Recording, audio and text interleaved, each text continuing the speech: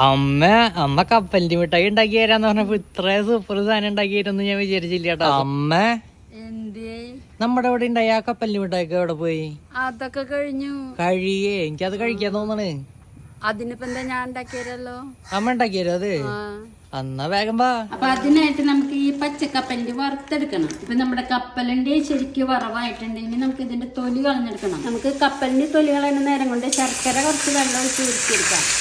ഇപ്പൊ ശർക്കര നന്നായി ഉരുകിയിട്ടുണ്ട്. ഇനി നമുക്ക് ഇത് വേറെ പാത്രത്തിലേക്ക് നമ്മള് ശർക്കര അരിച്ചൊഴിച്ചത് ഇനി വീണ്ടും ചൂടാക്കി എടുക്കണം.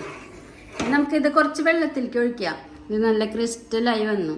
ഇപ്പൊ ഇതാണ് ഇതിന്റെ പാകം ശർക്കരയുടെ. നമുക്ക് ഇതിലേക്ക് കുറച്ച് നെയ്യ് ചേർക്കാം. ഇനി നമുക്ക് ഈ കപ്പലണ്ടി ഇതിലേക്ക് ഇട്ട് കൊടുക്കാം. നന്നായി മിക്സ് ചെയ്ത് കൊടുക്കാം. ഇനി നമുക്ക് ഇത് ഒരു ഓയിൽ പേപ്പറിലേക്ക് ഇട്ട് കൊടുക്കാം. ഈ റോളർ കൊണ്ട് ഇങ്ങനെ പരത്തി കൊടുക്കാം. ഇപ്പൊ നമ്മുടെ കപ്പലിന്റെ മിഠായി റെഡി ആയിട്ടുണ്ട്. പക്ഷെ ശർക്കര കുറച്ച് ഇത്ര ശർക്കര